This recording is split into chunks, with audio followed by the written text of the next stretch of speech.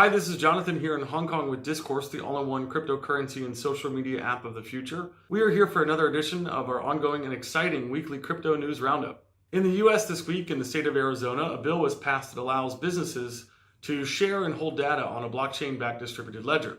Arizona is considering other bills that would potentially allow for cryptocurrency mining, recognize virtual currency as having real value, and one that would even allow its citizens to pay taxes in Bitcoin. All of these bills are aimed at opening the door for emerging technologies, quoted Arizona Representative Jeff Winninger. As the federal government in the U.S. is unsure of what and how to regulate blockchain and cryptocurrencies, the state governments are passing liberal legislation on blockchain and crypto. The states of New Hampshire and Wyoming have recently passed some very progressive laws, including exempting of crypto traders from money transmission regulations in New Hampshire and exempting virtual currencies from property tax in Wyoming. Also in the US, Bitcoin Depot, a company that makes and installs crypto ATMs, has just opened its 125th crypto ATM in the US, allowing what they say are over 85 million Americans in 15 states to access the cryptocurrency market.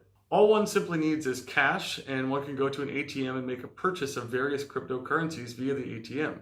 The transactions are instantaneous and require no ID, bank account, or credit cards, simply a phone number. Lastly, out of the US this week, a recent poll found that the most popular Christmas gift this past year in Nevada was the Ledge Nano Crypto hardware wallet. A hardware wallet securely stores private keys of users' cryptocurrencies offline rather than online, protecting them against potential online threats. Nevada recently passed a bill to ban local blockchain taxes and to recognize smart contracts, making Nevada another friendly crypto and blockchain state.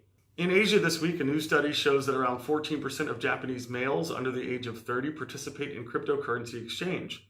Although their investments by and large remain small, under around 500 USD, 47% of those surveyed say that they would like to more actively invest in the future. With a population of about 127 million, this means that there is still a huge market out there for crypto companies to potentially engage and attract new customers. Also in Japan this week, a group at Tama University released a set of guidelines for regulation and legalization of ICOs. This government-backed group released rules that include ways to identify investors, stop money laundering, track project progress, and protect investors, plus guidelines for trading of cryptocurrency. While this certainly isn't a law, it will be reviewed by Japan's Finance Services Agency and is a drastic change from neighboring countries like China and South Korea that banned ICOs altogether last year. In Taiwan this week, the tech and cell phone giant Fox-Conn has found a company to create their newest blockchain-backed cell phone.